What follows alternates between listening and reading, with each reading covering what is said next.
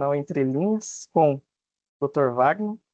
Hoje a gente vai ter um papo meio descontraído aqui sobre os desafios atuais de governança municipal e o impacto de reformas nacionais em cidades pequenas como São Mateus do Sul. E nada melhor que a gente trazer alguém que está no dia a dia aí do município, que é o Dr. Wagner, que também é vereador. Então, doutor, se apresenta para nós aí, conta um Antes de pouquinho mais sobre nada, você. gostaria de agradecer, Vinícius, pelo convite e pela honra que você concedeu aqui dessa primeira entrevista do teu canal. Parabenizar você pela iniciativa. Quando eu entrei na política, eu entrei já com um discurso falando da necessidade das pessoas mais jovens voltarem a participar da vida política. Eu digo isso não apenas como candidato, mas também como eleitores qualificados, entendendo o momento que o país atravessa, o momento que o estado atravessa, o momento que os municípios atravessam, e ver iniciativas como a tua de querer ampliar esse debate e trazer pessoas para falarem abertamente sobre suas crenças, sobre suas opiniões. Isso é realmente muito engrandecedor, né? Eu acho que o amadurecimento amadurecimento político da população brasileira passa justamente por a gente ter um diálogo muito aberto, muito franco sobre nossas opiniões, né? Então, primeiro, faço esse agradecimento aqui para você. Meu nome, para quem não conhece, né, meu nome é Wagner Wolff, eu sou advogado aqui em São Mateus do Sul.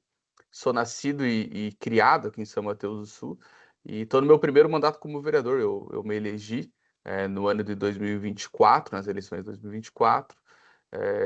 Passei agora pelo primeiro ano da legislatura, né? Daqui a 2 semanas já começa o segundo ano da atual legislatura. E está sendo uma experiência muito boa, assim. Eu entrei na política sem nenhum histórico familiar, né? Não tenho avô político, não tenho pai político, não tenho mãe política. Eu entrei mesmo porque eu vejo que a política, Vinícius, é a única ferramenta que a gente tem para realmente mudar a forma que a gente vê a sociedade, mudar a forma como a sociedade, como a política tem sido praticada, né? Eu acredito que você deve ter passado pelo mesmo momento histórico que eu passei, que a nossa geração tem passado, que é uma descrença muito grande na política, né? E isso por culpa da própria classe política. A classe política, eles se isolam em interesses pessoais, interesses que não são suprapartidários, que não são da sociedade. Então a gente tem aquela imagem da corrupção generalizada, da incompetência dos políticos, da ineficiência do setor público. Isso fez todo mundo se afastar da política. E eu vejo isso, sempre vi isso com muita preocupação, porque tem aquela máxima que quem não gosta de política vai ser administrado por quem gosta de política, né? E eu fui para esse caminho justamente porque eu tinha essa visão, eu não ia ficar parado olhando e só reclamando. Então eu resolvi participar da vida política, me candidatei pela primeira vez como vereador, fui eleito aqui em São Mateus do Sul e estou trabalhando bastante firme para, inclusive, trazer mais pessoas para esse mundo, né? Para conscientizar as pessoas de que a mudança passa principalmente por nós, né? Muito, muito importante esse ponto que você trouxe. E é exatamente por isso que eu projetei esse canal, porque é preciso ter esses debates onde a gente possa dialogar de uma forma saudável, principalmente no contexto brasileiro que a gente vive hoje, de polarização, onde tudo gera discussão, um contra o outro e pouco se ajuda, né? Então, eu pretendo, através desse canal, trazer essa visão de que é possível dialogar, é possível que a gente possa, de alguma forma, chegar em alguns pontos. Claro que a gente não vai melhorar perfeitamente tudo, mas o primeiro passo a gente já está dando. Então, isso é muito importante, principalmente agora, nesse ano, que é ano de eleição. A gente vive num contexto histórico que a política do Brasil ela tem se transformado e ela se transformou mais num contexto de briga, né? De discussão, onde o lado A é o certo, o lado B é o errado, e pouco se faz em prol do cidadão mesmo. E um dos pontos que eu pergunto para você, nesse teu primeiro mandato, como que foi? Quais os desafios que você tem enfrentado? o que que você tem mais visto ali como dificuldade mesmo que nessa questão de diálogo, de desenvolver projetos ali, ou até mesmo de estar nesse ambiente onde às vezes o diálogo agora está um pouco mais escasso.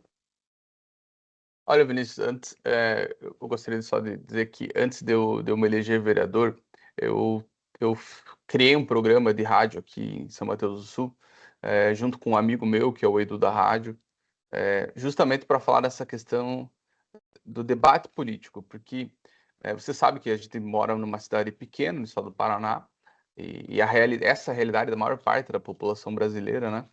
E a gente está muito distante de Brasília, a gente está muito distante das discussões, por exemplo, que tem até na capital do estado, aqui em Curitiba, né? Então a gente criou um programa de rádio para traduzir essa linguagem, mas principalmente para mostrar que o diálogo é o único caminho possível. Porque você foi muito preciso agora. O Brasil vive um momento de intensa polarização. E isso não vem de agora, isso vem desde a eleição. Depois que teve o impeachment da presidente Dilma, teve aquela discussão quando o Temer assumiu, aí você vem na esteira de vários escândalos de corrupção, você passa pelo Mensalão, você passa pelo Petrolão, hoje a gente vive ainda uma pirâmide de escândalos, uma espiral de escândalos de corrupção, e isso separou a sociedade claramente em dois grupos. Daí quando você tem a eleição do presidente Bolsonaro e as coisas começam a se acirrar. O que eu falo assim, Vinícius, a polarização ela não é necessariamente ruim, porque é dos polos que você surge a discussão para resolver os problemas de uma sociedade. Aliás, Estado democrático de direito, uma democracia que realmente se preste a cumprir com o seu papel, é justamente dois polos disputando uma eleição para ver quem que vai ter o direito de conduzir o país. Né? Agora, é claro que a radicalização, essa sim, é muito ruim para o país, que é o fato de você não suportar escutar uma opinião contrária. Eu acho que esse é o maior problema que o nosso país atravessa hoje, né? As pessoas elas não querem mais escutar a opinião dos outros. Isso tem que ser dito de maneira muito clara. E a radicalização, os extremos, ela está em ambas as correntes ideológicas, está tanto nos progressistas, como nos conservadores, como nos liberais. E isso é muito preocupante, né? É por isso que a gente tem que aprofundar esses canais de discussão e de comunicação. Como eu falo, a polarização ela é boa, né? Na minha opinião. A polarização, a divisão em dois polos, que reconhecem o valor do outro e que têm a capacidade de sentar numa mesa e discutir. Agora, o que não dá é a radicalização. É aquela questão que a gente vê tanto esse populismo penal que a gente vê agora, ou do populismo fiscal, que fala assim, não, tudo que vem de mim é bom e tudo que vem do outro lado é ruim. Né? E isso está nos dois lados, né? Eu acho que o amadurecimento político da população brasileira passa por isso. Eu vejo com muito bons olhos, por exemplo, surgindo no cenário hoje, diversos nomes presidenciáveis. A gente vê a ascensão do governador do estado aqui do Paraná, do Ratinho, a gente vê Tarcísio sendo cotado, a gente vê Romeu Zema sendo cotado, a gente já teve Eduardo Leite, a gente tem sempre, hoje está surgindo novos nomes, e isso vai ser muito bom para a gente aprofundar esse debate sobre realmente o que o país precisa, né? Porque os interesses nacionais, os interesses do país, eles ficam soterrados por essa beligerância que está tendo entre esses dois grupos hoje no país, né? Então, é realmente muito bom quando a gente vê iniciativas como essa, da gente falar assim, olha, tem uma outra opinião ali que a gente tem que escutar também, porque é desse debate que vai surgir. Agora, trazendo aqui para o caso em São Mateus, eu falei no meu programa de rádio nessa semana, que municípios, Vinícius, se parar para pensar, as pessoas vivem nos municípios. Então, você precisa da saúde em âmbito municipal, você precisa da educação pública em âmbito municipal, você precisa de uma cidade urbanisticamente viável em âmbito municipal, porque as pessoas vivem aqui. Né? Eu acho que há um grande desequilíbrio hoje na questão de impostos, porque a maior parte fica em Brasília, o que sobra vem para os estados, e a quirera ali, o que sobra desse farelinho do estado fica para os municípios. Então as pessoas vivem nos municípios, tá? Mas a concentração de toda a riqueza está lá em Brasília, depois nos estados. É, então, em âmbito municipal, você tem necessidades assim suprapartidárias. Eu falei sobre isso. Por exemplo, São Mateus do Sul, a gente atravessa um problema muito grave com a relação de geração de emprego e renda. A gente tem um êxodo muito grande de jovens para cidades, porque a gente não tem um setor industrial forte em São Mateus do Sul. Nós temos um problema recorrente com as cheias que a gente tem aqui. Por exemplo, tem um rio que passa aqui no centro da cidade, no meio da cidade, que geralmente, quando há muita chuva, ele alaga e inunda a casa das pessoas, né? Então, a urgência de resolver esse problema, ela seria tão grande se fosse um prefeito do PT, se fosse um prefeito do PL, se fosse um prefeito do Exatamente. PP, do PSDB ou do PSD, né? Então, tem coisas que são suprapartidárias. Então, na Câmara Municipal, esses debates mais ideológicos, eles ficam afastados, né? A gente discute muito a questão de políticas públicas em âmbito municipal. Mas eu falo abertamente sobre minhas preferências políticas, porque eu acho que é assim que se constrói uma sociedade. Eu vejo que tem muita gente na política hoje que ela esconde a opinião dela para não desagradar, com medo de perder voto. Eu já acho que a gente tem que ser mais autêntico, eu acho que a gente tem que falar exatamente sobre nossas preferências ideológicas, como eu falo aqui. Talvez, por exemplo, né, eu vou votar, uma pessoa que vota em mim não vai votar no mesmo presidente que eu voto, não vai votar no mesmo governador que eu voto. Mas em âmbito municipal, as nossas pautas são sempre as mesmas. Tanto que eu converso com as pessoas aqui em São Mateus do Sul, eu sei que muita gente votou em mim que não vota no mesmo presidente que eu, que não vota no mesmo governador que eu. Mas eles sabem que em âmbito municipal, as nossas necessidades, as nossas prioridades são sempre as mesmas, né? Então eu vejo que na Câmara vai muito de um debate muito mais técnico, mas tem que ser muito franco no posicionamento, na forma como a gente enfrenta as coisas, né? Porque eu acho que é disso que vai surgir as soluções, por exemplo, dentro do âmbito aqui do município de São Mateus do Sul. É exatamente esse ponto. E eu parto também da concepção de que a maior dificuldade que a gente encontra hoje no âmbito nacional é a parte da educação mesmo.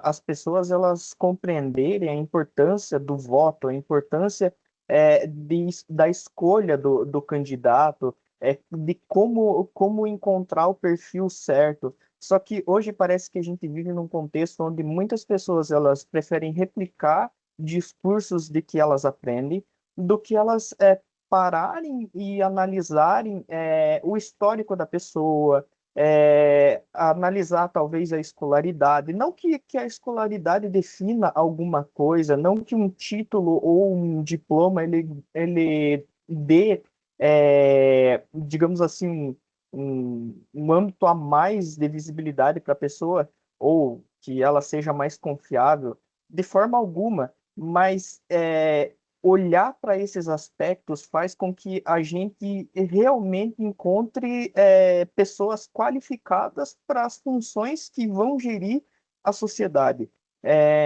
Porque é muito difícil quando a gente pega para analisar que hoje as pessoas, os jovens que a gente tem hoje, eles têm facilidade com tecnologia, eles têm facilidade com redes sociais, mas eles são muito influenciados.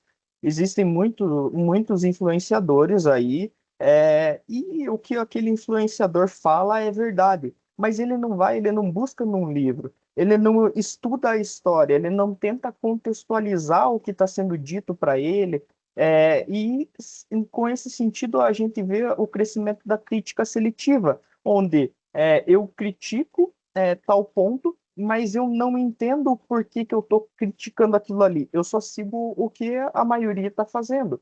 E isso faz com que a gente não tenha, talvez, discussões políticas saudáveis, no sentido de eu ver o político em que eu estou votando, ver qual que é a trajetória dele para ele chegar lá, o que ele pode realmente me trazer de benefício para a sociedade em si, porque muitas vezes a pessoa tá ali, ela cai, como a gente tem o jargão de dizer aqui, cai de gaiata lá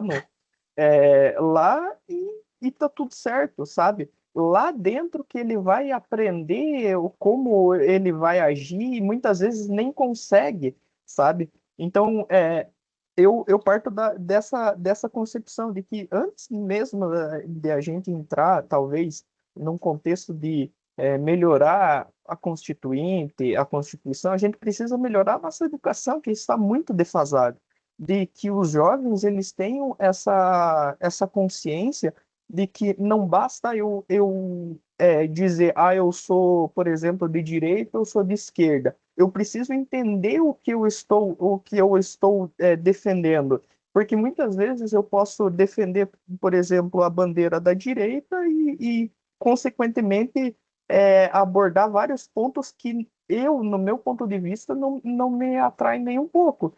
Ou eu apoiar a esquerda e com isso eu também abordar vários pontos, sendo que em alguns deles eu também não compactuo, mas porque, poxa, eu me defino daquele ponto, aquilo ali é suficiente.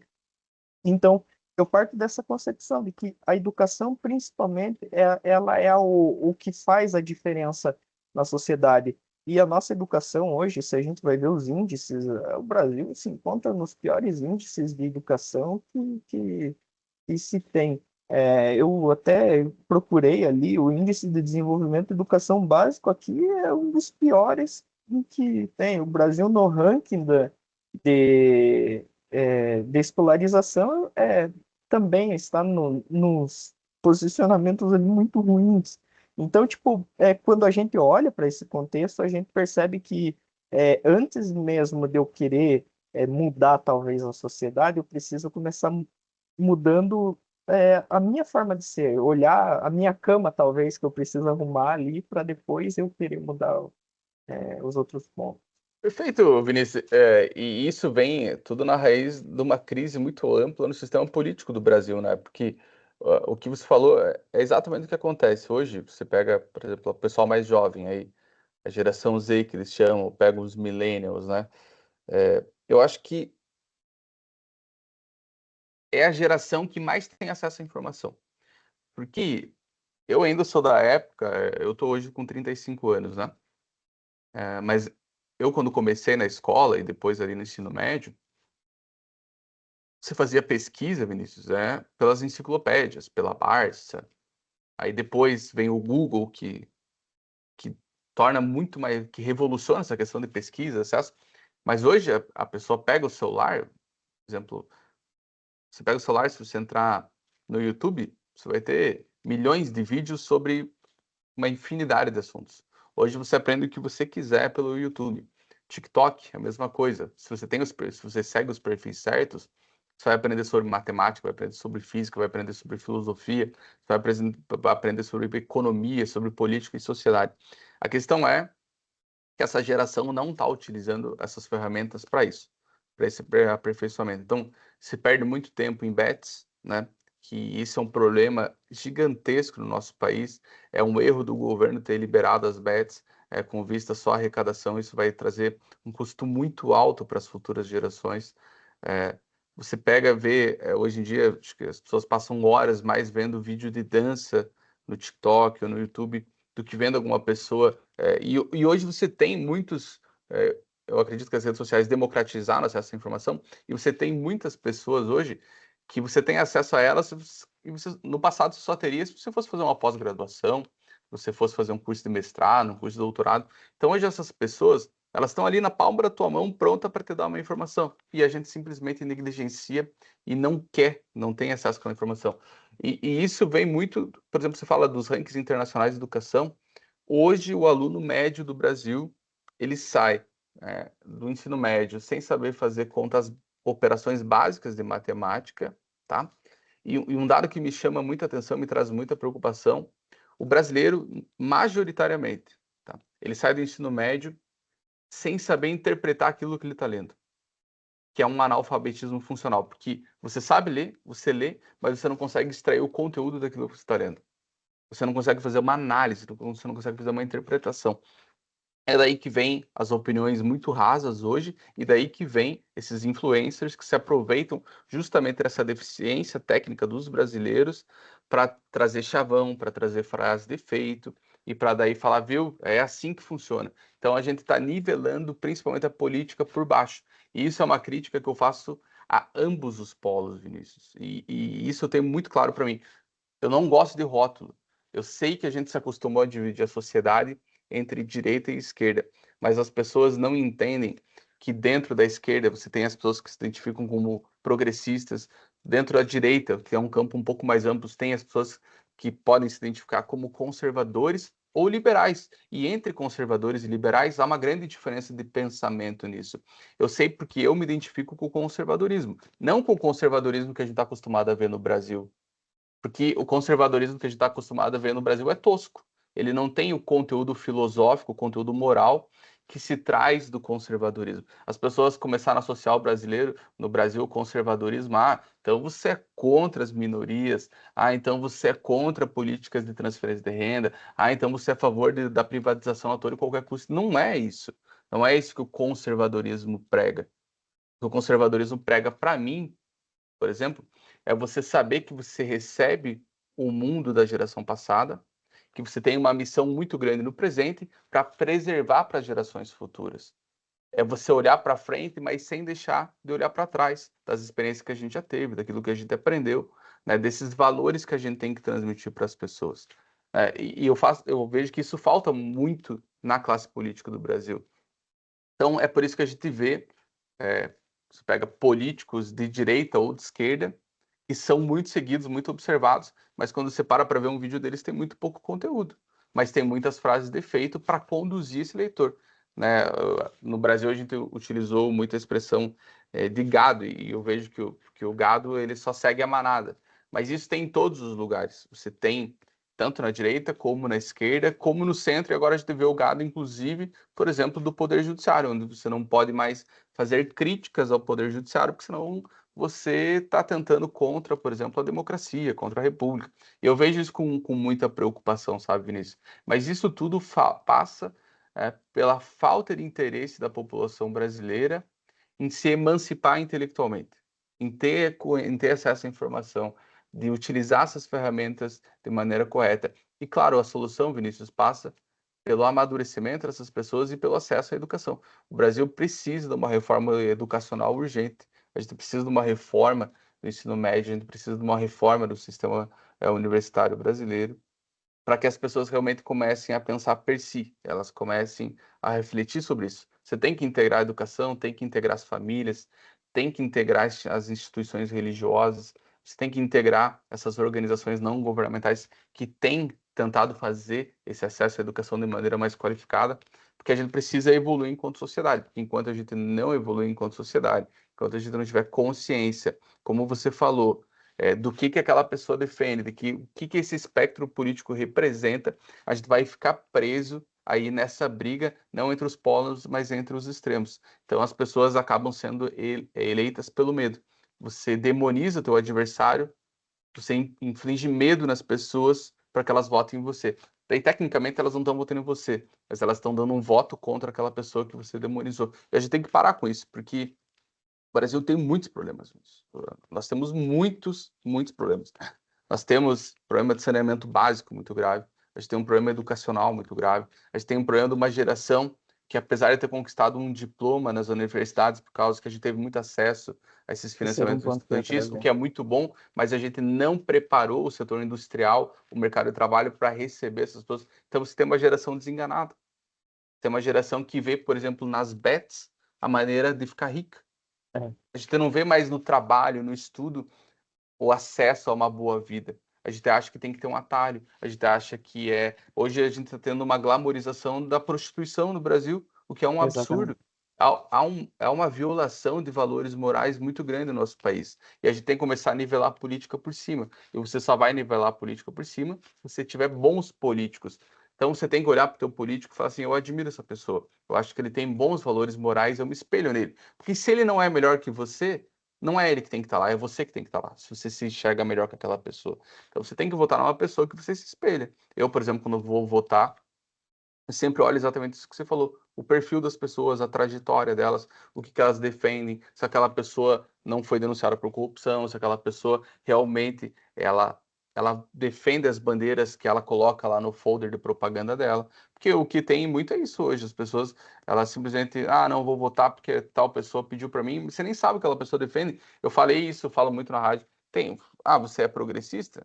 Então vota no candidato progressista.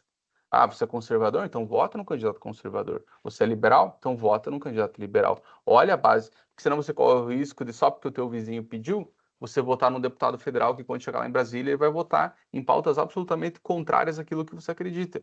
E é aí que começa a falta de conexão do eleitor com o eleito. Então a gente precisa recuperar essa conexão, inclusive para que os políticos eles passem a ter medo da população de volta, de prestar contas do seu mandato. Porque isso não acontece. Hoje, a política, infelizmente, Vinícius, está sendo trocada por emenda parlamentar, por emenda impositiva, emenda parlamentar. Isso há um desvirtuamento muito grande do orçamento público, né, com o Congresso Nacional sequestrando grande parte do orçamento. Isso é uma crítica que eu sempre faço.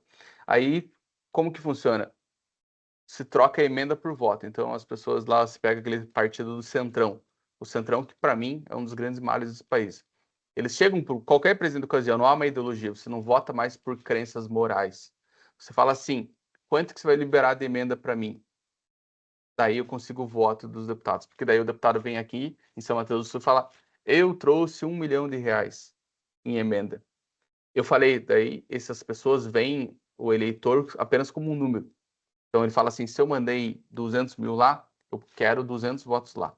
Se eu mandei 1 milhão, então eu quero 1.000 votos naquela cidade. E a gente tem que parar com isso, porque a política, pelo menos para mim, ela não pode ser só um instrumento de aplicação dos recursos. Nós temos um conteúdo moral muito forte, porque eu acho que o grupo que vence as eleições, que consegue prevalecer nas urnas, ele tem o direito de trazer uma pauta moral para votar dentro do seu país. É isso que tem que ser o Congresso Nacional. Né? E a aplicação de recursos, ela tem que fazer parte de um grande programa nacional. A gente não pode deixar, porque os deputados geralmente falam assim: não, é os deputados que conhecem a realidade. Nós tivemos casos aqui no Brasil, Vinícius, lembra? Teve aquele caso daquela ponte que caiu no final de ano, que as pessoas, os familiares passaram o Natal e Ano Nossa, Novo, com aquele pessoal lá soterrado pela ponte embaixo de água, no rio lá. eu acho que foi no, em Santa Catarina. E, Não, foi mais para o norte do país. Agora eu não lembro se foi Rondônia, foi Roraima. Bom, eu não vou falar, mas eu lembro que foi para o norte do país. Sabe o que aconteceu? Descobriram lá, a ponte caiu por falta de infraestrutura e de cuidado, tá? De obras de infraestrutura lá.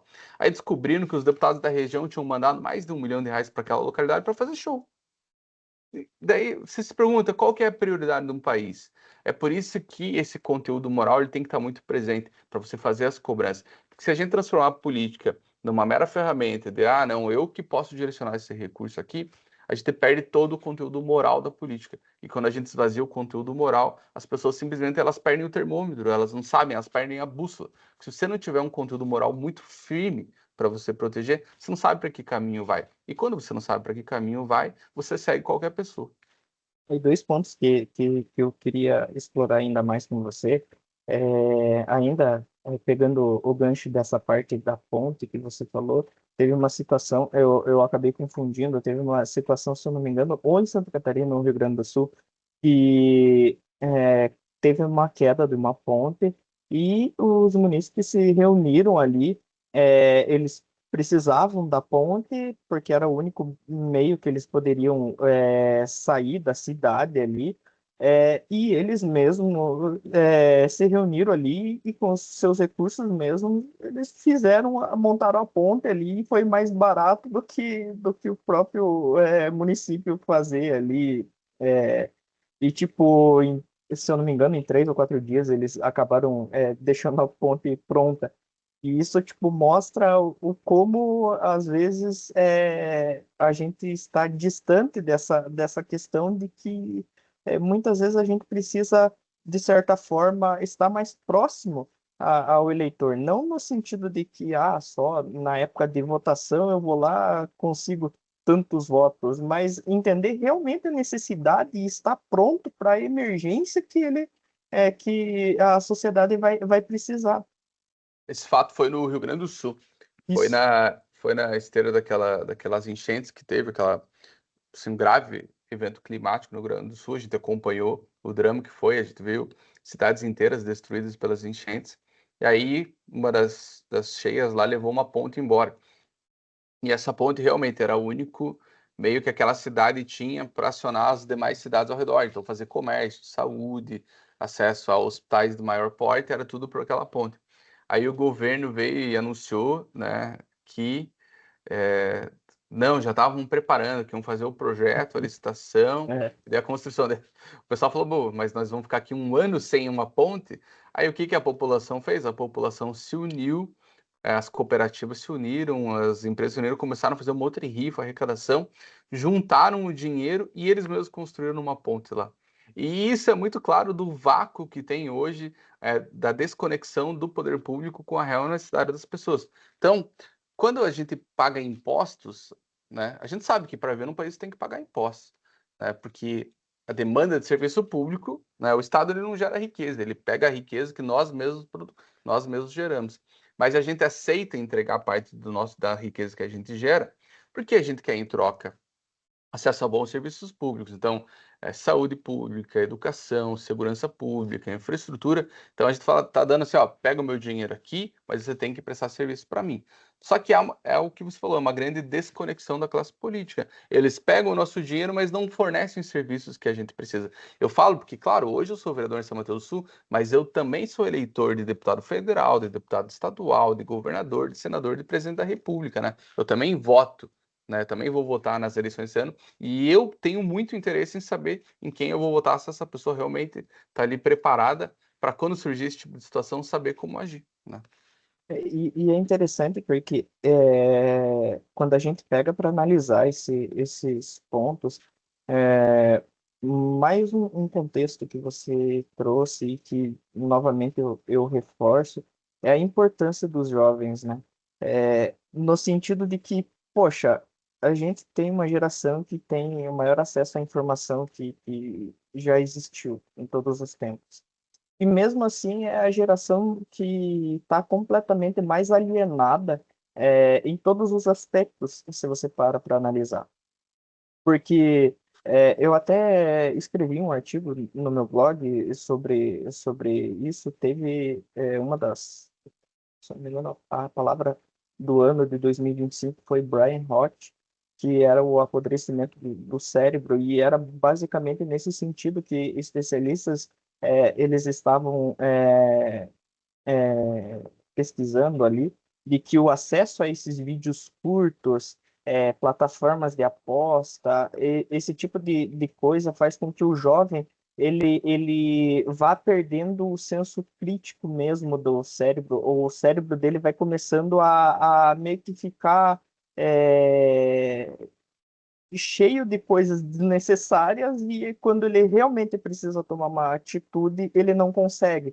E você trouxe dois pontos que são os pontos que talvez eu acho mais crítico no Brasil hoje, que é a regulamentação das bets. Para mim, isso foi algo assim totalmente vexatório para o contexto brasileiro, principalmente porque se a gente pega para analisar a história, o contexto histórico do Brasil, a gente percebe que os nossos pais eles tinham os perigos dos vícios ali, de bebida e cigarro. E foi tratado esse contexto ali, e muitas pessoas tinham essas dificuldades no passado com a bebida e com o cigarro. Só que com o passar do tempo, houve novas formas das pessoas terem acesso a outros meios de vício.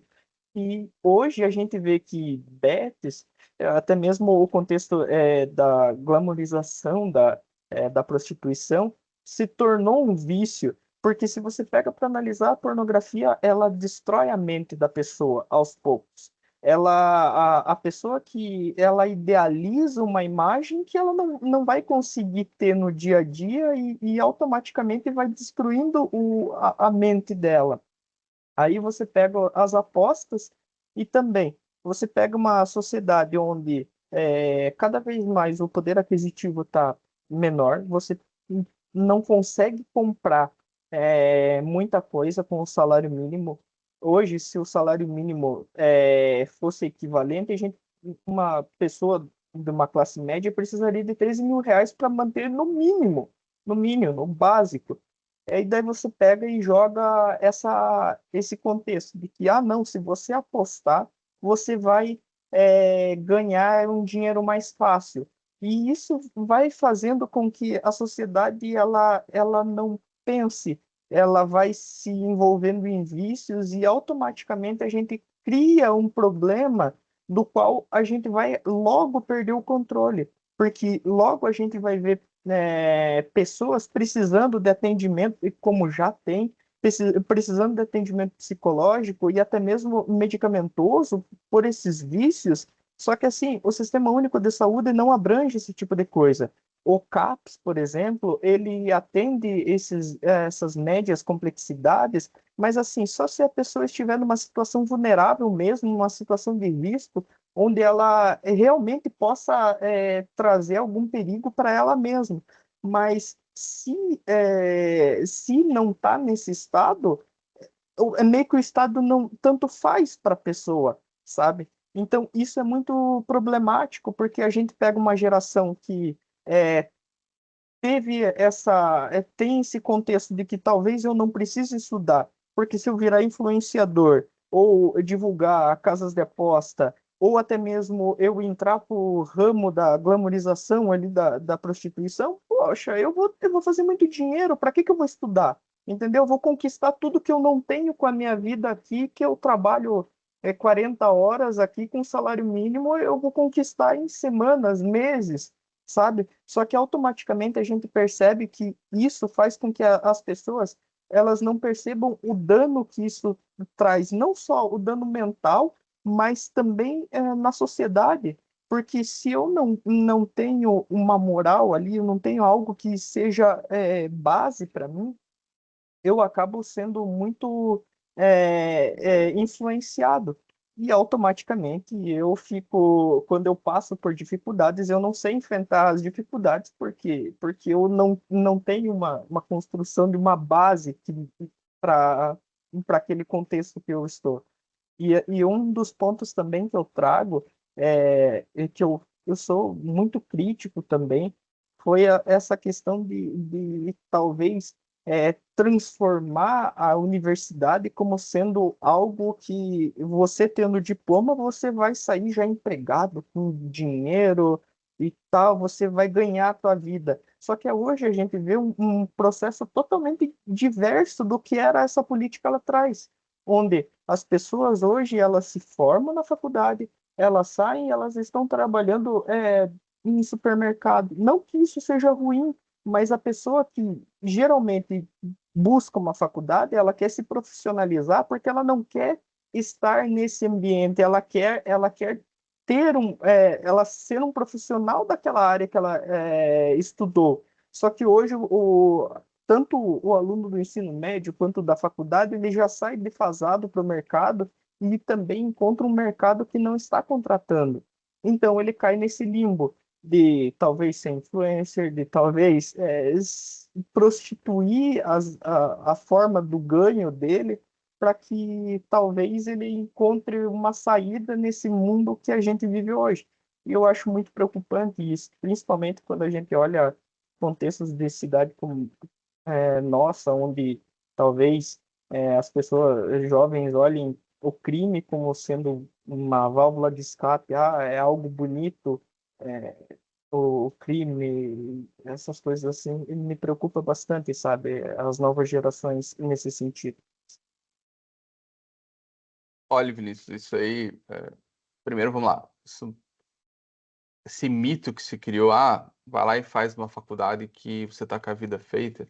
Isso aí foi um dos maiores estelionatos que a gente cometeu contra as pessoas no Brasil, né? Sabe que o Brasil, ele chegou a ter é, o maior grupo de educação do mundo. Não é nem, ele é muito grande na América do Sul, era do mundo. Que, salvo engano, era a Croton, que tinha um monte de universidades. Por que que eu falo sobre isso? Né? Veja, o FIES, ele foi muito bom, tá? Foi muito bom. Porque realmente tinham pessoas que não tinham acesso às universidades. A gente sabe que nas universidades públicas é, entravam aquelas pessoas mais bem preparadas, e os mais bem preparados, aquelas pessoas que muitas vezes faziam as melhores escolas particulares, faziam os cursinhos, então eram essas pessoas que entravam, tá? Qual que é o problema? As pessoas saíam, iam para a universidade pelo FIES, contraíam dívidas gigantescas durante esse período, saíam da universidade com um diploma e chegavam no mercado de trabalho e não tinham emprego. Às vezes nem contraíam dívidas, às vezes o próprio FIES, ela saía dali, eu falo isso porque eu convivi com o FIES, né? Convivo com o FIES. Às vezes você nem contrai dívidas, às vezes você só sai com a dívida do FIES porque você sabe que você tem um ano para começar a pagar, mas assim, se você não conseguir um emprego em um ano que seja um emprego ali que dê para você cumprir com as suas necessidades básicas e ainda arcar com isso, você não consegue. É praticamente impossível, sabe? Então você já Sim. fica, já entra no mercado endividado. Mas esse é o ponto. Aí você pega isso e você falou para as pessoas, não, vem aqui, faz esse curso aqui que você vai sair daqui, você vai ter uma vida melhor. Aí você terminava, saía, chegava no mercado de trabalho, porta fechada. Por quê? Porque o nosso mercado de trabalho não estava preparado para receber todas essas pessoas. E isso passa muito pela uma baixa industrialização do país, a gente exporta muita commodity e a gente não faz a transformação deles aqui. Isso é muito caso, por exemplo, muito claro em alguma tipo commodity, tipo minério de ferro. A gente exporta minério de ferro, aí a gente compra o ferro por 16, 17 vezes o valor dele, porque a gente não aprendeu, a gente não sabe beneficiar ele no Brasil. Mas isso é só um exemplo. Então a pessoa sai, dá de cara no mercado de trabalho e não consegue emprego, né? Aí a pessoa, eu tenho vários amigos que têm hoje o diploma de engenheiro, mas continuam trabalhando nas mesmas funções que eles trabalhavam antes, vendendo consórcio, trabalhando com venda de veículo, trabalhando na empresa do pai no comércio local. Tem várias pessoas nesse caso. Por quê? Aí virou uma corrida, porque o mercado se aproveita das oportunidades. Você vai falar assim: olha, eu tenho aqui um contingente muito grande de pessoas que eles querem entrar nas universidades. Tá.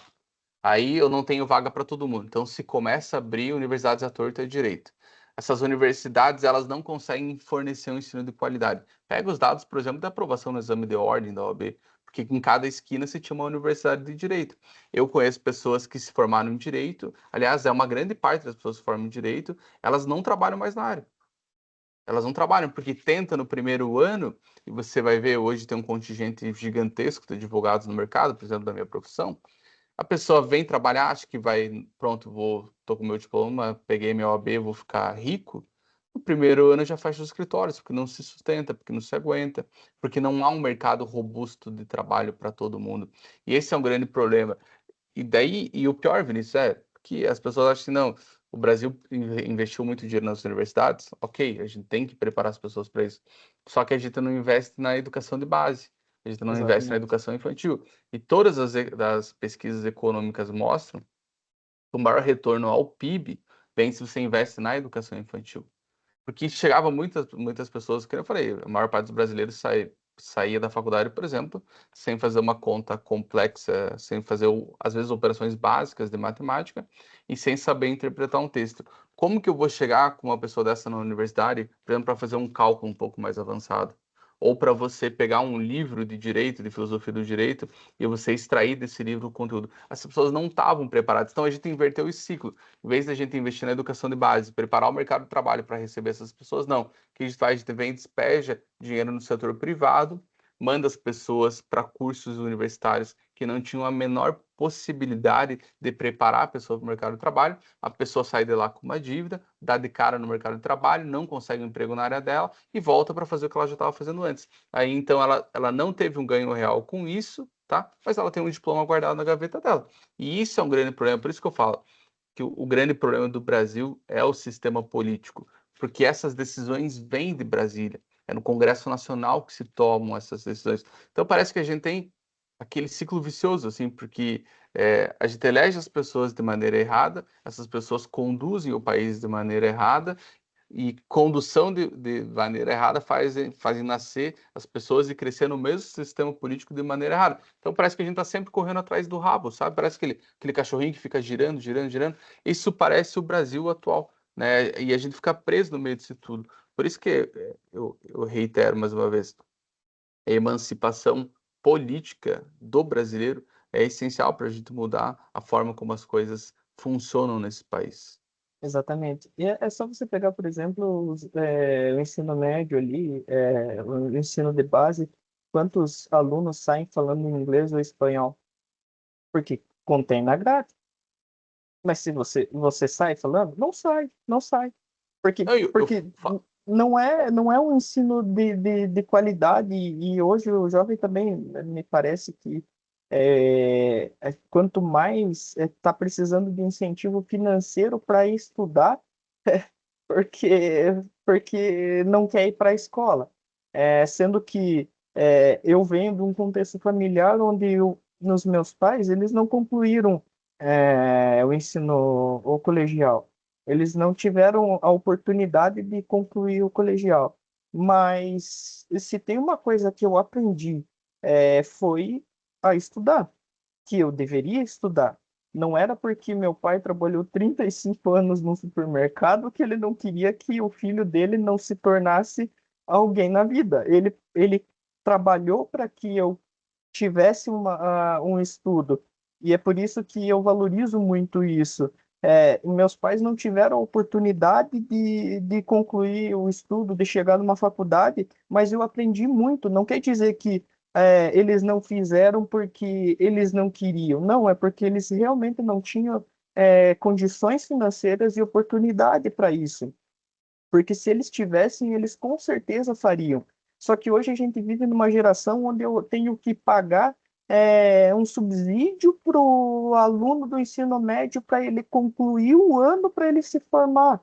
Mas você vê a incongruência, como está se tornando um negócio hipócrita do ponto de vista nacional, no sentido de que não é mais necessário você estudar. Só que, ao mesmo tempo, eu quero que tenha os números ali para eu dizer que está tendo Tô estudo. avançando. Exatamente. Então, tipo, isso não fecha. Lá na frente, as pessoas não percebem que lá na frente isso não vai bater a conta, entendeu? E é por isso que eu falo, antes de qualquer mudança constituinte ou qualquer mudança política, a gente precisa mudar a nossa educação de base, entender onde Perfeito. foi a falha, a gente perceber que a nossa educação nacional ela já está defasada e que a gente precisa dar um meio diferente através de talvez desenvolvendo pesquisas, olhando como que funciona nos outros países, para que a gente implemente aqui, para que os nossos alunos, ao se formarem e entrarem no mercado de trabalho, eles estejam aptos a trabalhar, entendeu? Porque hoje eles saem praticamente defasados. O aluno do ensino médio ele já sai defasado com relação à faculdade que ele vai fazer. Entendeu? Ele meio que tem que reaprender dentro da faculdade a profissão e mesmo assim ele sai sem saber nada. Então, isso é muito preocupante, porque se a gente não tem uma sociedade onde se tem uma educação estruturada, a gente, consequentemente, não vai ter projetos a níveis nacionais, estaduais e municipais efetivos. A gente vai, como você bem trouxe, a gente vai ficar correndo atrás do próprio rabo ali e só, sabe? E não, Nada de diferente. é precisamente, Vinícius, quando eu falei assim, quando eu faço essa crítica, a gente ter preparado uma gama muito grande de pessoas que saem com diploma, a gente não está falando que o FIES é ruim, muito pelo contrário, porque eu tenho esse exemplo em casa. A minha mãe, por exemplo, eu sou criado pela minha mãe e pela minha avó. E a minha mãe criou 4 filhos, né? Criou sozinha os 4 filhos. E a minha mãe foi fazer faculdade com 28 anos, quando já estava com 4 filhos. E só fez graças ao FIES, e se formou em Direito, passou na OAB, exerce a profissão de advogado, e foi graças a essa profissão dela que ela conseguiu também dar estrutura para eu e meus irmãos podemos fazer também, cursar a universidade, né? Então a gente tem esse exemplo, foi muito bom, e eu sei que tem milhares de casos nesse sentido. O problema é que quando você olha para um panorama geral, falei, a gente não preparou o mercado de trabalho para receber essas pessoas. E você está muito correto quando você fala na questão que é essencial uma reforma da educação de base. O problema, Vinícius, é a impressão que eu tenho. Esses debates sempre se perdem dentro do corporativismo. Então, quando você fala, não, nós precisamos de uma reforma na educação de base do Brasil. Ah, não, porque deve ser mexe com interesse, aí há muito lobby, isso há muita pressão dos sindicatos, a gente acompanhou isso, por exemplo, quando houve a discussão da reforma do ensino médio. Eu falei ontem, eu atendi uma cliente aqui no meu escritório e ela estava com a filha dela, e a filha dela tem 11 anos de idade, é uma criança ainda, né? E daí você pergunta, e a escola? Porque como vereador também me preocupo em saber como tá, tem uma preocupação muito grande de saber como tá a questão da educação em São Mateus do Sul, da merenda escolar, das atividades que faz, então eu sempre pergunto, e daí, como que tá a escola e tal? E ela estava me relatando assim, ela falou assim, que ela estava no ensino em tempo integral, né? Daí a mãe falou, o problema é que eles chegam muito cansados em casa. Porque no Brasil a gente se acostumou tipo, com fórmulas fáceis. Então, as pessoas não sabem hoje, por exemplo, acham, não, lá no Ceará deu muito certo a escola em tempo integral. Mas há uma grande diferença, Vinícius, entre uma escola em tempo integral e uma escola de ensino integral. Você não tem que fazer as crianças passarem mais tempo dentro da escola. O que você tem que fazer, você tem que aumentar a gama de matérias que você ensina e de habilidades que você ensina para essas crianças, né? Não basta só passar de 4 para 7 horas dentro de uma escola. Você tem que aumentar o nível de habilidade dessas crianças. Nós temos que aceitar que todos nós somos diferentes. Nós temos características diferentes. Eu falo, por que você vai pegar duas pessoas que são totalmente diferentes e dar exatamente o mesmo acesso para elas? Quando você fala no ensino médio, por exemplo, você sabe que tem pessoas que elas têm assim, uma habilidade maior, por exemplo, em matemática, com ciências exatas. Por que não preparar, a partir do ensino médio, O esses direito de escolha adolescentes da matéria. com a ciência exata? Por que que isso vai fazer essa pessoa estudar o mesmo número de horas de uma matéria, por exemplo, de uma pessoa que tem uma habilidade, por exemplo, para ciências humanas? Nós temos que ter essa reforma. E a gente foca muito nessa questão, não, eu preciso ir sair daqui para a universidade. A gente esquece do ensino técnico, o quanto é importante o ensino técnico. O ensino técnico faz esse jovem já sair da escola preparado para uma profissão. Então, isso tem que ter uma discussão muito ampla no país, e a gente só vai ter essa discussão ampla no país quando a gente então tiver um Congresso Nacional qualificado. A gente só vai ter um Congresso Nacional qualificado quando o eleitor brasileiro se tornar qualificado. E o eleitor brasileiro só vai se tornar qualificado se ele realmente começar a prestar atenção nessas questões. A gente parar, como a gente falou no começo aqui da nossa entrevista, a gente parar de ficar preso no radicalismo. Eu falei, a polarização é muito boa, o radicalismo não é bom.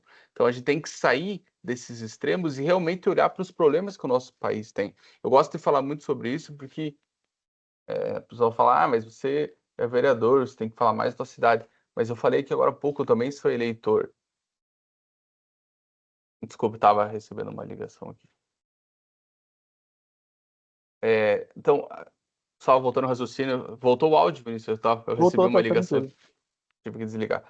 Então, o brasileiro a gente só vai conseguir resolver os problemas do nosso país realmente quando o brasileiro mudar essa percepção que a gente tem problemas muito sérios a serem resolvidos, que a gente tem que ter esses debates. Eu vejo, inclusive em São Mateus do Sul, a gente teve eleições em 2024, e os debates ficaram muito presos a coisas superficiais. A gente não foi a fundo de problemas fundamentais da cidade. Por exemplo, aqui em São Mateus do Sul, as pessoas não sabem, porque não buscam essa informação, que só 60% da população urbana tem acesso à rede de esgoto, o que é um absurdo numa cidade como São Mateus do Sul. A gente não tem as discussões, a gente sabe que a gente precisa aumentar o acesso das crianças e dos nossos jovens ao ensino integral, não apenas em tempo integral, mas integral. Nós temos uma minoria de crianças matriculadas em São Mateus. Então, o que para mim, o que eu mais sinto falta é desse debate mais sincero, mais qualificado, porque se perde muito. E isso não é só aqui em São Mateus, em panorama geral no Brasil. A gente deixa de ter atenção com esses temas que são fundamentais para uma sociedade, porque para mim você ter acesso a saneamento básico é uma questão essencial para um país, você ter acesso a uma educação de qualidade é essencial, você não ter pessoas há 9 meses esperando, por exemplo, para fazer uma ressonância é fundamental que você se tenha essas discussões. E você só vai ter essas discussões quando você tiver candidatos que sejam sinceros em falar, olha, esse aqui são os problemas, esse aqui que a gente precisa resolver e parar de ficar espremido naqueles memes, naquelas chacotas, naqueles ataques infundados, que é o que se transformou a política brasileira nos últimos anos, né? E principalmente trazendo nesse contexto, para o contexto municipal, de olhar realmente a necessidade do município, ver o que realmente a sociedade está precisando. Ah, eu tô precisando aqui na cidade de um hospital com urgência e emergência. Poxa, vamos correr atrás de um hospital com urgência e emergência, sabe? Eu estou precisando que as pessoas que sofrem com algum tipo de deficiência ali, que elas tenham alguma acessibilidade e que elas tenham meios para que elas possam ter talvez um ensino de qualidade, para que elas tenham um atendimento de qualidade, sabe? Que tenham órgãos ali específicos que possam acolher e atender essas pessoas, sabe? É, para pessoas que têm dependência ter esses mecanismos, sabe? E não ficar só, como você falou, dessa discussão em rede social, talvez, discussão na Câmara ali, mas realmente fazer algo efetivo. E também suscitar que a sociedade ela olhe para o contexto ali, principalmente nos períodos eleitorais, e faça uma retrospectiva, faça uma análise de como que foi aquele candidato que você votou anteriormente, o que que de fato ele fez, o que que de fato ele aprovou, o que que de fato ele se empenhou a fazer em prol da sociedade. Será que eu realmente continuo seguindo ele? Será que eu devo procurar outras formas ali, outras pessoas que talvez atendam às deficiências que ele não conseguiu? Ou será que eu dou mais um voto de confiança ali? Mas quebrar esse ciclo, você trouxe muito bem que hoje talvez a maior dificuldade do brasileiro não seja é, a, a, as pessoas ali que governam, talvez o político em si, mas a mentalidade do brasileiro ali na hora da escolha. A gente vê, por exemplo, no Nepal, que a geração Z lá derrubou o governo, lá a ditadura, lá. Mas assim, lá não existe o contexto de direita ou esquerda, sabe? Enquanto o brasileiro ele estiver preso ao contexto de direita e esquerda, ele não vai conseguir olhar para o problema real, sabe? Ele não vai conseguir observar que o problema real são as pessoas que estão sendo escolhidas para aqueles cargos ali que talvez elas não tenham a qualificação, que talvez a retrospectiva, o histórico delas não seja positivo. E mesmo assim eu estou incentivando, estou colocando lá, porque talvez me veja um benefício, talvez seja amigo meu ou coisa assim, sabe? E automaticamente a gente gera esse ciclo vicioso, onde a sociedade não cresce, ela encontra problemas, eu cada vez mais eu tenho impostos a pagar, eu cada vez mais vejo meu dinheiro perdendo valor e eu não vejo o resultado disso em políticas públicas, eu não vejo o resultado disso no meu dia a dia. E como consequência, o brasileiro cada vez mais se afunda num limbo que ele mesmo tem se colocado.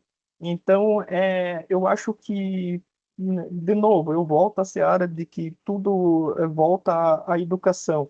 Sem educação, a gente é só um animal político, né? A gente só segue o contexto ali, só segue a maioria e não tende a pensar diferente, não sai da caixa. Eu acho que esse é o principal. Quando a cabeça não funciona, o corpo padece, né, Vinícius? Exatamente, Eu vou falar exatamente. aqui de um caso aqui, de São Mateus do Sul, mas que se pessoas de outros municípios estiverem eh, assistindo essa entrevista aqui, talvez elas se identifiquem também. Hoje, a nossa geração, Vinícius, a gente sofre muito, porque eu pergunto para você, quem aqui em São Mateus do Sul, tá? Da nossa idade, da nossa geração aí que está na faixa aí dos 24, 25 anos, saindo da universidade, até aí os 35 anos, 40 anos, quem nós tem capacidade hoje para morar no centro da cidade? De comprar um terreno, construir uma casa ou comprar um apartamento? É uma minoria. Se você não receber um auxílio dos seus pais, se você não tiver uma doação deles, uma ajuda financeira, você não compra. E isso é reflexo do como as coisas têm se tornado difíceis para essa geração atual. As coisas têm se tornado muito caras, né? O nosso dinheiro tem perdido muito valor, a inflação tem subido muito no país, principalmente em alguns segmentos, como construção civil, né? Por quê? Por causa de decisões políticas equivocadas. Eu falo muito isso para São Mateus, já falei várias vezes na Câmara de Vereadores. Nós temos que resolver esses problemas, né? Veja esse caso aqui de São Mateus do Sul. Então, aqui no centro da cidade é muito caro para se comprar, né? E isso acontece em outros municípios. O que que a gente faz? Você quer ter tua casa, né? Você já é casado, né, Vinícius? Já tem. Sim, sim. Então tá. Então você quer ter tua casa, você quer construir tua família, você quer ter o teu espaço ali. Você não consegue comprar no centro. O que que você faz? Vai procurar em algum loteamento mais longe do centro da cidade. Porque em vez de pagar 500 mil reais num terreno aqui, você vai pagar 100 mil num terreno lá no loteamento. Ou zona Aí rural. tudo bem. Aí você, daqui a um tempo você vai ter, nós temos aqui em São Mateus do Sul, loteamentos em todas as saídas da cidade. Então você tem na saída para São João do Triunfo, tem na saída para Nova Vitória, e você tem na saída para Curitiba, você tem vários lugares. O que as pessoas não percebem, que os políticos não percebem, por exemplo, é que no futuro, quando tiver todo mundo morando nesses loteamentos, você vai ter que levar para lá um posto de saúde, você vai ter que levar para Exatamente. lá uma escola, você vai ter que levar para lá todo um sistema de serviços públicos que aquela pessoa precisa. E isso vai encarecer muito. Então, em vez dos políticos se concentrarem na discussão do zonamento urbano, de facilitação de construção, por exemplo, da verticalização, de mais prédios do centro da cidade, porque facilita o acesso a serviços públicos, não, se ficam discutindo questões triviais, eu já falei isso várias vezes na Câmara Municipal, que isso me irrita bastante na discussão da política no âmbito municipal, porque ninguém se preocupa com isso. Então a gente está criando um problema para as gerações futuras. E os políticos, eles têm que ter, assim, eles têm que ter o bom senso de saber que se eu estou lá 4 anos, eu tenho 4 anos para resolver os problemas da cidade. A política, ela tem que ser vista como uma vocação, não como uma profissão.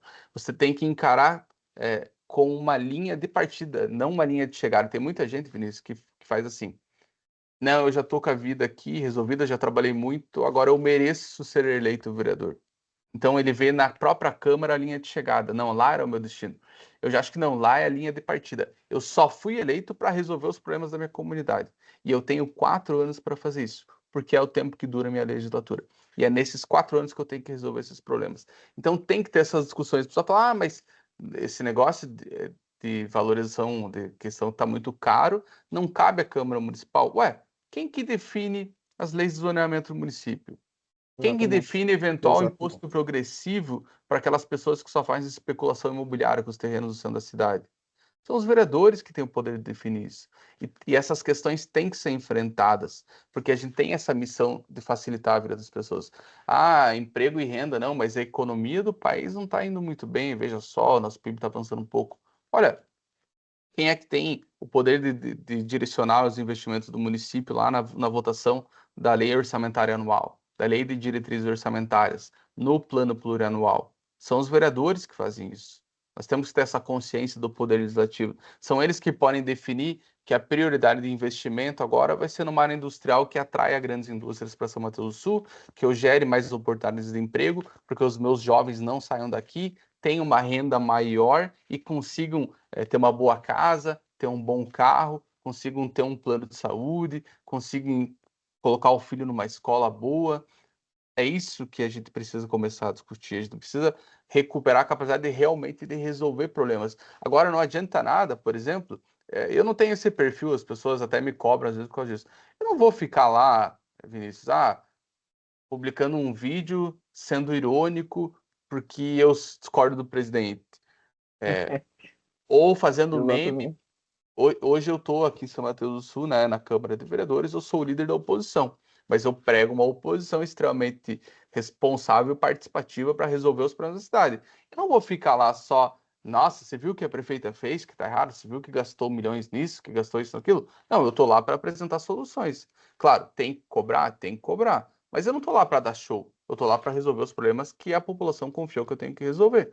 Então eu tenho que ter isso para mim como um ponto alto do meu mandato, porque São Mateus não tem mais tempo a perder com vários problemas. Nós precisamos resolver o problema de saneamento básico, a gente precisa resolver os problemas de estar jogando os jovens para esses extremos da cidade, a gente tem que voltar a discutir a verticalização do município, atrair mais investimento para essas áreas aqui do município. A gente precisa resolver o problema vários problemas urbanísticos, você sabe, você mora aqui, você sabe o quanto é difícil você andar de carro em São Mateus do Sul hoje, porque o nosso centro está concentrado aqui em uma rua, em horários de pico é horrível. As pessoas sofrem hoje, quem mora na Vila Americana, quem mora na Vila Bom Jesus, sofre para cruzar o Ulisses Faria no Trevo do Triângulo, quem mora na Vila Amaral também. As pessoas, então, que moram na Vila Palmeirinha, no Jardim Santa Cruz, na Vila Verde, ou que moram lá nas localidades rurais, pro lado de lá da ponte, sofrem muito para conseguir descer a Barão do Rio Branco, e isso tudo quem tem que resolver são os vereadores também. A gente tem que parar de achar que o vereador está lá só para subir no palco e inaugurar obra pública. O É, vereador tem que estar lá para resolver esses problemas das cidades. E isso é muito grave, isso é muito sério que a gente precisa resolver. Então, a gente precisa criar essa consciência, e isso só vai mudar quando as pessoas começarem a cobrar isso dos vereadores. Começar a cobrar, a gente tem que saber separar muito bem que o Poder Executivo tem uma função e o Poder Legislativo tem outra. A gente teve uma discussão recente na Câmara, e a vereadora Lana, que é minha colega lá, ela disse muito bem: a Câmara de Vereadores não pode ser puxadinha do Poder Executivo. E isso é apenas um reflexo do que acontece na política em âmbito nacional. Então, os parlamentares, eles deixam de cumprir com a função deles, de fiscalização do Poder Executivo, de ajudar a encontrar soluções, né, para ficar numa posição de neutralidade, para ter acesso às coisas. Então, e isso passa, Vinícius, pela emancipação política dos são-mateuenses, dos brasileiros em geral. É isso que você falou. A gente só vai melhorar isso quando você tiver uma emancipação política. Isso só vem com uma educação. Quando você souber que o dinheiro dos teus impostos deve ser melhor aplicado e que ele está sendo mal investido em N situações, é ali que você vai criar consciência de chegar para a pessoa que você vai votar, falar: e aí, qual que é a tua proposta? Nós temos esses problemas aqui, como que você vai resolver? E passar 4 anos fiscalizando o trabalho dele também, né? é. E até mesmo para ter um maior incentivo aos jovens ali, para que não tenha esse êxodo municipal, né? Porque, como você bem trouxe ali no contexto de que muitas vezes as pessoas, elas veem que ali no centro da cidade eu não compro nada por menos de 1 milhão, meio milhão. Poxa, eu vou comprar mais distante do centro da cidade, mas ao mesmo tempo eu penso que, tipo, se eu tenho 100 mil reais ali, eu posso muito bem comprar uma casa boa em Curitiba. Por que, que tem mais, por exemplo, ali teria mais coisas ali, mais viabilidades do que uma cidade como a nossa? Então, automaticamente vai gerando um ciclo de que os jovens eles vão meio que saindo e a gente não tem um incentivo de fato. Mas, novamente, como você trouxe e eu exploro de que a educação é a base de tudo. Sem educação, a gente vai continuar vendo essa política envolta em teatro, onde eu acho que eu preciso fazer um vídeo criticando o fulano tal, fazendo piada, apontando as falhas e os erros dele ali, só que de fato eu, na prática, eu não faço nada. É, Então, exatamente. eu acabo só sendo um militante dentro, o militante digital, né? O guerreiro EAD, dá para se dizer. Ele, Eu chamo ele eles de faz ali, militontos. ele faz o confronto dele à distância, mas assim, na prática, eu não faço nada para mudar isso. E a gente precisa perder essa política de teatro dentro do legislativo, dentro da política nacional, para que a gente entenda que o político ele não está ali para ele fazer piada, para ele fazer talvez brincadeiras. Ele está ali para ele desenvolver políticas públicas que sejam efetivas para a sociedade e aumente o desenvolvimento do âmbito social. Se ele não abrange isso, automaticamente ele está sendo ineficiente na função que ele está, entendeu?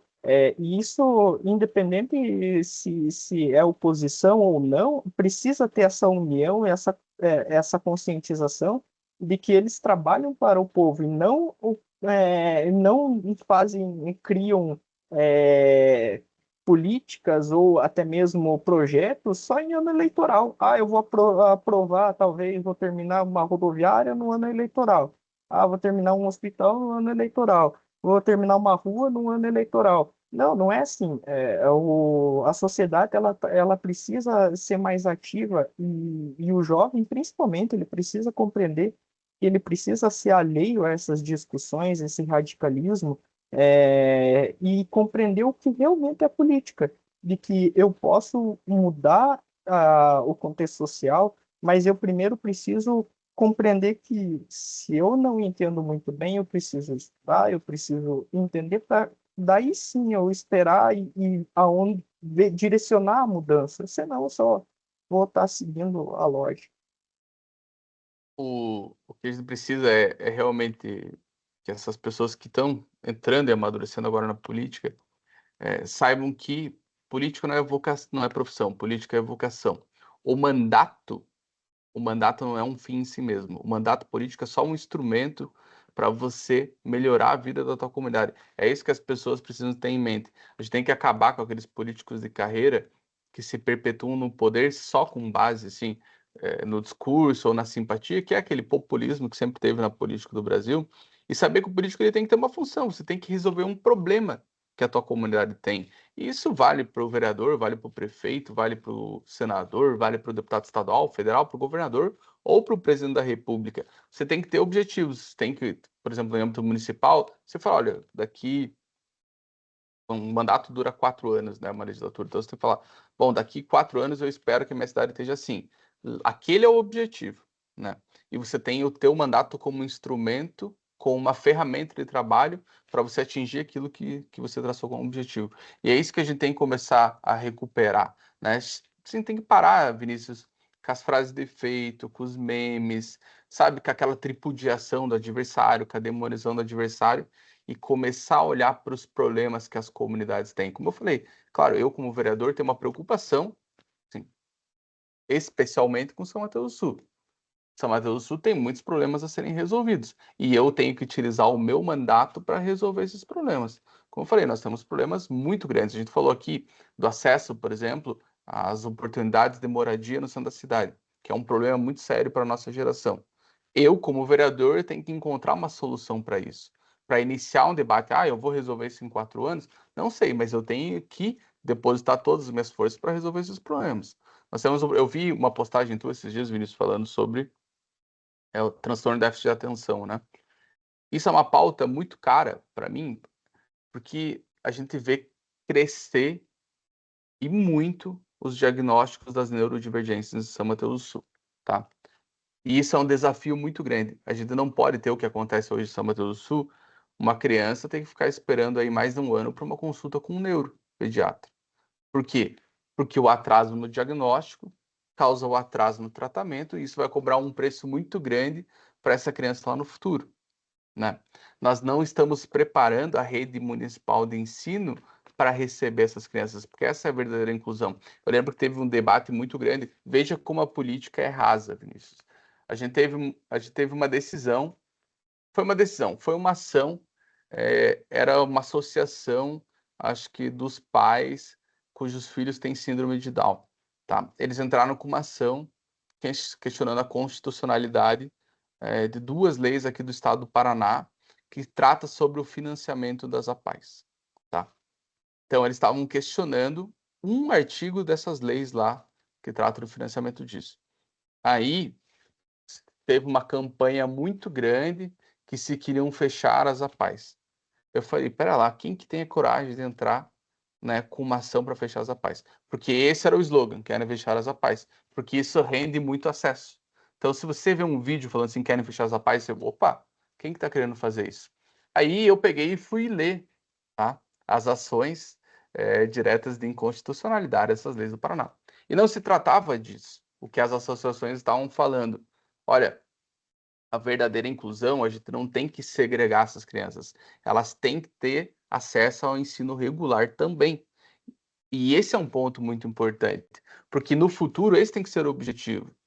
As crianças com neurodivergências, elas têm que ter sim o direito de acesso ao ensino regular.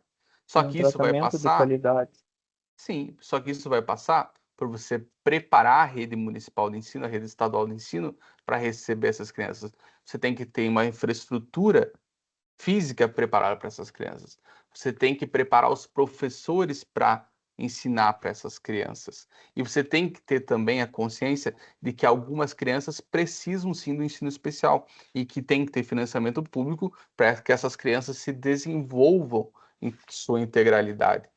Então, o que a gente tem que parar é com as soluções fáceis, porque é muito fácil, como eu falei, você colocar um título muito grande, chamativo no vídeo, vão fechar a APAE, né? Aí você aparece como o salvador. Então, você tem que ter um debate mais honesto com o teu eleitor, tá? Você tem que ter essa obrigação. E as pessoas deveriam desmascarar, falar, viu, você está mentindo para o teu eleitor sobre isso. Só que não. Hoje a gente está preso nessa questão dos efeitos, do título maior, daquilo que causa mais impacto. E volta tudo na raiz do nosso problema. A questão é a emancipação intelectual do eleitor. Se a gente não tiver essa emancipação política do eleitor conseguir filtrar essas informações, tá? A gente não vai resolver o problema. Só que como que a gente vai cobrar isso de um eleitor, Vinícius, que ele sai do ensino médio sem saber analisar, sem saber interpretar um texto? Por isso que fundamentalmente a gente tem que resolver essa questão de acesso e de melhora do ensino básico e da gente ter pessoas com mais capacidade de expor esses problemas na sociedade, né? Então tem que ter um debate muito mais honesto. Esse é apenas um exemplo que eu dei, né? Então se utilizam os slogans para causar impacto, para eu ter mais voto, mas você está sendo desonesto com a pessoa que está em casa, você cria pânico nessas pessoas, né? É muito mais fácil falar, viu, olha, talvez aí a associação tenha um ponto, nós temos que garantir o acesso das crianças ao ensino regular, mas nem todas elas conseguem nesse momento. Então, as APAES têm um papel muito importante. Mas eu também tenho que ter noção que no futuro eu tenho que preparar a rede pública de ensino para receber essas crianças, porque a verdadeira inclusão é essa, não é segregar. Você tem que realmente ter uma inclusão de verdade. Você tem que fazer as pessoas convênio. Eu falo isso porque, para mim, eu sempre tive experiência nesse sentido. Eu estudei no colégio integral a minha vida inteira, da primeira série ao terceiro ano do segundo grau. E a professora Lúcia, ela era aquela professora com a cabeça muito à frente do seu tempo. Então, o que ela fazia? Durante várias vezes por ano, ela ou levava todos os alunos do colégio integral até a PAI para conviver com aquelas crianças e saber que a diversidade faz parte da nossa sociedade, ou ela levava eles até o colégio integral e a gente passava uma tarde inteira brincando e convivendo com aquelas crianças, para ver que no final todos nós somos membros dessa comunidade, dessa sociedade. E essa é a verdadeira inclusão. A gente tem que colocar isso na cabeça das pessoas. Eu não posso só segregar, eu tenho que fazer. Mas é claro, a gente tem que preparar a rede pública de ensino. Eu falo isso porque eu visito as escolas aqui de São Mateus do Sul e eu faço essa pergunta. Vocês recebem treinamento? Não. Vocês estão com a estrutura física adequada? Não. Então, não dá só para você falar assim, uma lei, agora todo mundo vai ter acesso ao ensino regular. Porque você tem que saber que isso tem que ser construído em etapas, mas a primeira etapa tem que ser construída desde já. Você tem que começar a preparar para isso. E o dinheiro dos nossos impostos serve essencialmente para isso. Saúde pública, educação de qualidade, infraestrutura, segurança pública. É para isso que os nossos impostos devem servir. Agora, o que a gente não pode ver é o que a gente vê no Brasil hoje. Os deputados, os senadores, eles estão muito distantes dessa realidade. Eles vivem vidas assim, Vinícius, nababescas, assim, no luxo. Então, eles têm o melhor plano de saúde, eles andam com os melhores carros, eles andam com segurança. Enquanto isso, o povo passa um ano na fila do SUS para conseguir um exame, para conseguir uma consulta. Enquanto isso, o brasileiro anda monte em ruas de asfalto esburacado, morrendo em acidentes de trânsito que poderiam ser evitados.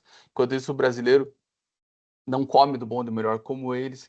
Esse é o grande problema. Eu brinco não, porque não dá para brincar com algo tão sério, mas eu sempre falo, o Brasil não tem família real, nós não temos uma monarquia, mas nós temos a realeza desse país. E a realeza desse país está nas capitais, né, na classe política nas capitais, e especialmente em Brasília. Há uma desconexão muito grande dessas pessoas com a realidade. Eu falo sempre na rádio, quando a gente teve aquelas mortes aqui na BR-476 que vem para a União da Vitória, eu falava, né, se você obrigar os políticos a andarem de carro, eles vão saber o que é o problema ali. Só que não, quando eles vêm para cá, do que eles vêm? Vêm de helicóptero. E o helicóptero não passa por rua esburacada. Então Exatamente. tem que ter uma conexão muito maior dos políticos com o eleitor, com a realidade social dessas cidades, principalmente das pequenas cidades. É só assim que a gente vai conseguir realmente mudar as coisas no nosso país. E só para finalizar, a questão do abismo, né? Eu, enquanto neurodivergente, eu estudei a maior parte em rede pública. É, e eu sei de que os professores não tinham preparo nenhum. Eu era muitas vezes taxado como briguento e tal, e de fato, às vezes eu poderia contribuir para isso, mas em nenhum momento era feito, eu tinha o treinamento de talvez tentar entender o porquê que era assim. Entendeu? Só que hoje, agora que eu faço o tratamento já adulto, eu compreendo que isso não é um problema, que eu posso lidar com isso, mas ainda colho consequências lá de trás, de uma falta de uma capacitação por parte de profissionais lá atrás. Então, isso é muito importante mesmo, e a gente se libertar dessas narrativas de que eu recebo benefício tal, eu recebo isso, vai acabar isso se fulano entrar, porque a gente primeiro tem que entender que o Estado ele não dá nada sem te tirar algo em troca. Então, nada que é de graça, que chega para você de graça, não está sendo tirado de você. Os SUS que dizem que é de graça, acaba não sendo de graça. Só que a gente se adequou a essas narrativas e a gente não quer olhar para o todo mesmo. Então, a gente precisa, de fato, olhar para esse contexto e mudar essa lógica. Como você trouxe, é um abismo muito grande entre o parlamentar e o cidadão mesmo, no sentido de que ele tem até auxílio moradia, enquanto o cidadão muitas vezes não consegue nem ter a casa dele, entendeu? Então, tipo, a gente precisa olhar para esse contexto e ver que tudo só vai conseguir ser alterado se a gente tiver uma educação de qualidade que faça o jovem, essa educação de base, e já nascer com esse senso crítico, de tentar entender, de ver que realmente aquilo ali está errado, de que, embora as pessoas preguem que a verdade é relativa, a gente olhe para esse contexto e a gente perceba que, poxa, isso daí não está certo. Entendeu? A gente precisa mudar, a gente tem que ter algo certo, sabe? Então, é nesse sentido que eu faço até um adendo para os jovens, de que no passado eu era, digamos assim, eu não me via atuando, talvez, no âmbito do direito antes. Eu achava que eu malmente ia conseguir fazer uma faculdade, mas a base que eu tive dentro de casa, de que eu deveria estudar, de que eu deveria buscar isso, fez eu olhar para isso de uma forma diferente. E eu falo até mesmo na questão do ensino, porque o que virou a chave para mim foi o período que eu passei no internato lá em Santa Catarina, o internato, a escola adventista, o IAESC, e era tempo integral lá, o estudo era e assim o nível da escola é excelente, assim, e os professores tinham uma compreensão assim absurda, e uma empatia de realmente fazer o aluno estudar e que ele saísse dali apto para prestar um vestibular e pronto para ele passar e chegar lá na ponta do mercado já com uma qualidade de ensino elevada, sabe? E eu fiquei um ano lá, porque também era caro, eu acabei não conseguindo me manter com a bolsa lá. Mas a partir do momento que eu voltei, eu percebi que eu poderia ser diferente, que se eu estudasse, eu poderia realmente chegar onde eu estou agora. Claro que ainda não é onde eu almejo estar, mas é um processo. Só que se o jovem não entender que existe um processo para ele alcançar as coisas que ele almeja, se através do estudo ele não compreender que é através do estudo que ele vai se desenvolver, é, a gente vai cair nesse limbo de querer as coisas no imediatismo, de talvez cair em vícios como as bets hoje têm levado, ceifado a vida de muitos jovens. A prostituição tem chamado a atenção de muitas jovens e jovens, trazendo eles para esse contexto do imediatismo. Só que lá na frente, o custo que isso vai trazer é um absurdo, sabe? E Fica, talvez fica aí a não dê próxima tempo. pauta da próxima entrevista, Vinícius. Você falou aí do Colégio Adventista, e a gente vê que essa crise que a gente vive na sociedade hoje é por causa de um afastamento de valores morais, né? E eu Exatamente. falo sobre isso. A moral cristã, foi fundamental para a gente construir a civilização ocidental. E a gente está Exatamente. perdendo isso, a gente está se afastando desses valores, e grande parte dessa crise que a gente vive na sociedade é por causa desse afastamento dos valores morais que sempre guiaram as nossas vidas. A gente tem que voltar a ver as famílias como centro do Estado, como centro de uma nação. A gente tem que voltar a ver a importância dos valores morais que o cristianismo trouxe para a civilização ocidental, porque grande parte dos direitos humanos, grande parte das conquistas que tem hoje nasceu na esteira dos valores cristãos.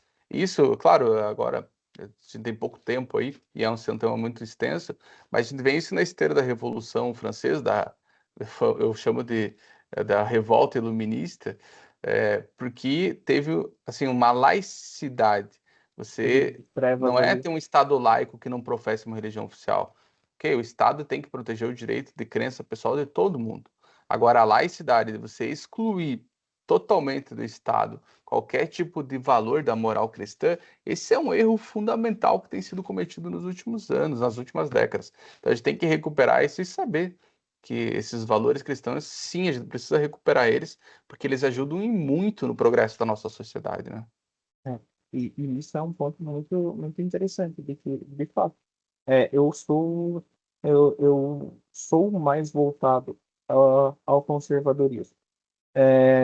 Eu não compactuo, como você bem trouxe, com todos os aspectos da direita. Assim como eu vejo coisas boas na direita, eu também vejo algumas coisas boas na esquerda também. Mas, assim, eu não chego a entrar nesse contexto. E quando você entra no ponto da religião em si, eu sou completamente contra da religião estar aliada junto ao Estado. Mas os valores que ela traz, eu entendo que são extremamente necessários para a sociedade. Porque é através desses valores que a gente consegue ter uma sociedade coerente, uma moralidade e até mesmo um desenvolvimento intelectual das pessoas, no sentido de se questionar mesmo se de fato aquilo ali é certo, se de fato aquilo ali é errado, e tentar olhar para as coisas sobre uma visão diferente, mas que a gente possa olhar para esses aspectos e, de alguma forma, essa nossa conversa aqui suscita esse questionamento para os jovens e para as pessoas que estão assistindo, para que elas olhem para o contexto político, para que elas olhem para o contexto onde que o Brasil está passando, o contexto histórico em que a gente está vivendo hoje, e se questione o poder do voto que elas têm, sabe? Que nessas eleições que a gente vai ter aqui esse ano, e que a gente possa olhar para as nossas escolhas e que a gente busque um futuro melhor, sabe? Que a gente possa colocar pessoas que de fato vão talvez trazer uma mudança definitiva, definitiva não, mas talvez temporária para o nosso contexto, mas que comecem a ter essa mudança e que a gente continue acompanhando essas pessoas que a gente elege para que a gente entenda onde a gente está falhando, para que a gente entenda talvez onde a gente está errando e a gente possa ir corrigindo gradativamente até que a gente encontre uma solução equivalente para os problemas nacionais que a gente tem hoje. Wagner, eu agradeço muito o teu tempo desprendido para a gente trocar uma ideia.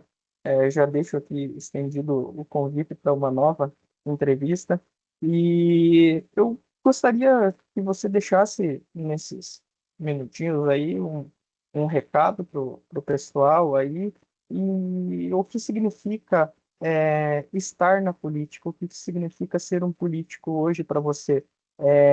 Como que a tua visão mudou, qual que é a tua visão hoje e quais são as perspectivas que você almeja ainda para esse contexto de influenciar, de certa forma, as pessoas através da política. Vinícius, primeiro eu agradeço mais uma vez, né, a oportunidade que você me deu aqui de estar conversando com você e com as pessoas que vão acompanhar essa entrevista, né?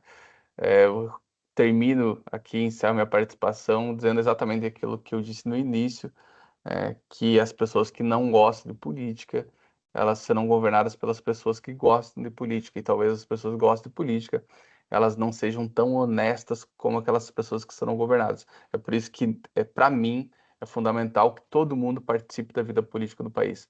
Falei, participar da vida política não é apenas ser candidato, mas é participar ativamente da vida partidária, você acompanhar, ser um eleitor qualificado, né? Você saber que escolhas que você está fazendo. Com relação, assim, à minha experiência na política, Vinícius, eu vejo como uma vocação. Eu sempre gostei e sempre vi na política uma ferramenta para a gente melhorar a vida em sociedade, né. A minha profissão é como advogado, é por isso que eu estou aqui no meu escritório agora, né, terminando a entrevista, já volto a trabalhar, porque é daqui que eu tiro o meu sustento lá para minha casa, né.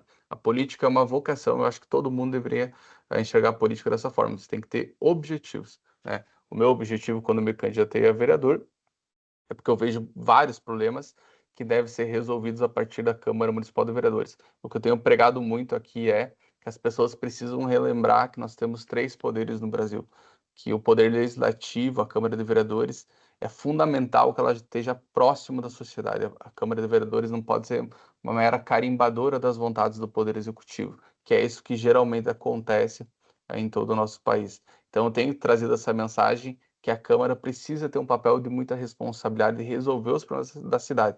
Não é só apontar o dedo e falar: "Ah, o prefeito erra aqui, a prefeita erra ali, ou a prefeita acerta todas as vezes". Os vereadores têm que ter essa missão de ajudar a resolver esses problemas. A gente tem que ser proativo, ir atrás do problema, identificar ele e procurar uma solução. Eu acredito que essa é a função que a gente tem na política. Meus objetivos é bastante claro, São Mateus ainda tem muitos problemas a serem resolvidos.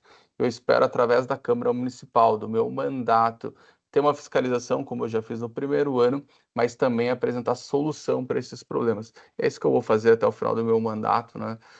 Eu falo que 4 anos é tempo suficiente para a gente resolver esses problemas e tem que continuar com muita responsabilidade, com muita dedicação para deixar São Mateus melhor que quando eu entrei. Esse é o meu grande objetivo, é chegar lá na frente, olhar para trás e falar: bom, eu dei a contribuição para essa cidade que eu tanto amo, né? Foi por isso que eu sempre falo que eu tenho um orgulho muito grande de ser vereador, porque eu sou nascido em São Mateus do Sul, então eu nasci aqui no Hospital Dr. Paulo Fortes, eu fui criado lá na Vila Americana, eu sempre frequentei o SUS, né, Curitiba, então eu ia com o transporte público de São Mateus para Curitiba, nos hospitais, nas policlínicas, no Pequeno Príncipe, e você hoje está na posição de poder resolver o problema dessas pessoas, para mim é muito gratificante, é por isso que eu tenho muito orgulho, só que eu sei que na mesma medida que eu tenho essa gratidão, eu vou retribuir isso para a população, resolvendo os problemas que a nossa comunidade tem.